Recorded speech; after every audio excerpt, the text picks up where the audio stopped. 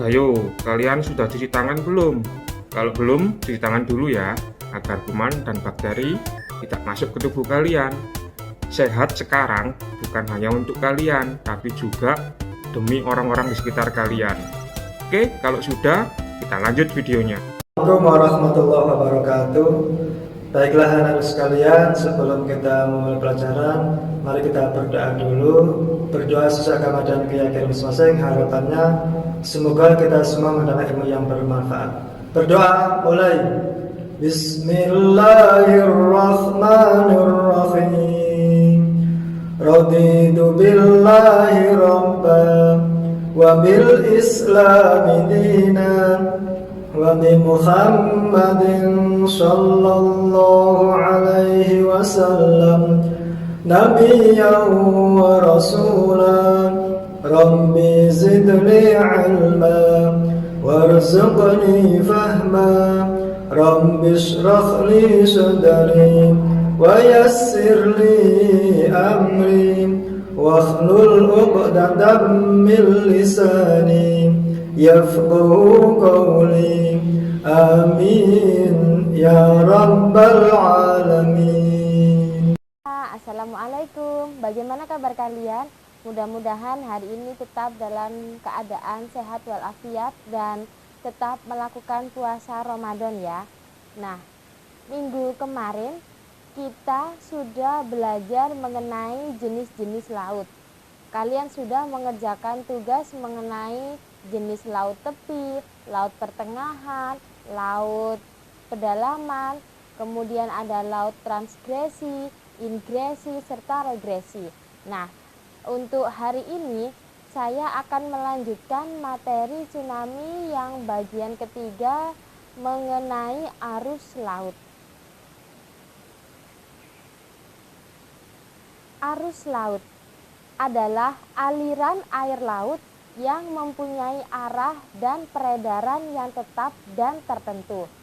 Nah, arus laut ini terjadi dikarenakan adanya yang pertama, perbedaan kadar garam, yang kedua, adanya perbedaan angin, yang ketiga, adanya perbedaan tinggi muka air, yang keempat, ada perbedaan tekanan air, yang kelima, ada pengaruh topografi dasar laut, dan yang keenam, karena adanya pengaruh pulau atau daratan yang ada di sekitar laut. Nah, jenis-jenis laut itu dibagi menjadi 3 bagian. Yang pertama yaitu berdasarkan kedalamannya, yang kedua berdasarkan suhunya, dan yang ketiga berdasarkan proses terjadinya.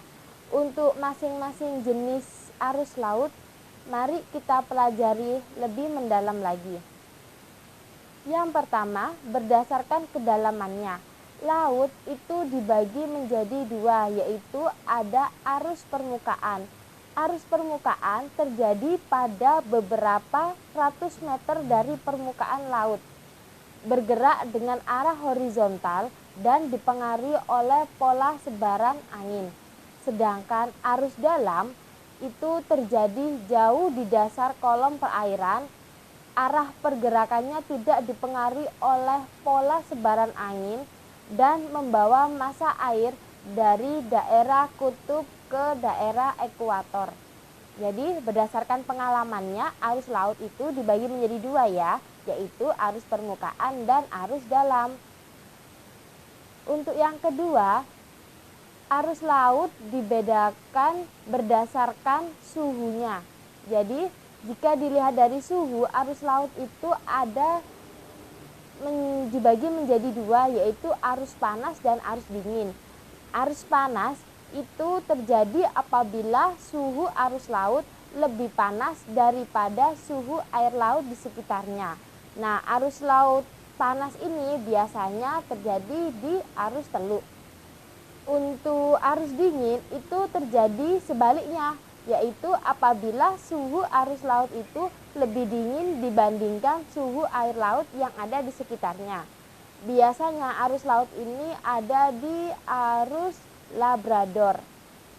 Nah, untuk jenis yang terakhir yaitu arus laut berdasarkan penyebab terjadinya, itu dibagi menjadi yang pertama arus Ekman, yaitu arus yang dipengaruhi oleh angin.